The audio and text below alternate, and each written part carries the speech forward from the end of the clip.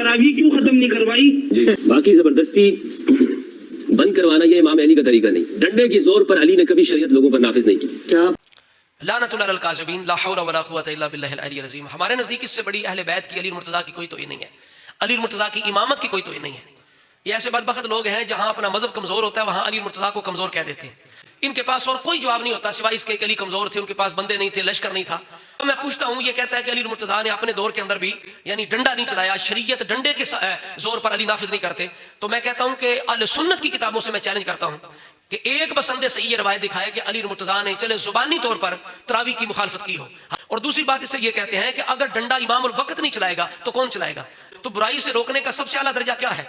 हाथ के साथ, डंडे के साथ, तलवार के साथ। ये मुस्लिम शरीफ की हदीस मेरे सामने है, जो रसूलुल्लाह ने फरमाया मर रहा मिनकुम मुनकरा फलयुगय्यिरहु बियदिही, हाथ से रोके, हाथ से रोके। नाजुल बलागा के अंदर अली मुर्तज़ा की वसीयत है कि वअमुर बिल मारूफ व अनकिरिल मुनकर बियदिका व लिसानिका, कि अपने हाथ और जुबान के साथ अमर बिल मारूफ करो, नहीं अनिल मुनकर करो। आप दूसरों को नसीहत कर रहे हैं, वसीयत कर रहे हैं कि जब तुम अपने सामने किसी बुराई को देखो तो हाथ के साथ रोको, जुबान के साथ रोको। तो क्या अली मुर्तज़ा खुद तारिक थे इस दर्जे के, इस फेल के माज़अल्लाह वो तारिक थे? क्या वो अपने दौर में हाथ के साथ वो मुनकर को रोकते नहीं थे? उन्होंने हजरत मुआविया का मौकिफ गलत समझा, खता पे समझा तो तलवार बुलंद कर ली। इमाम हुसैन ने यजीद को अच्छा ना समझा, तलवार निकाल ली। तो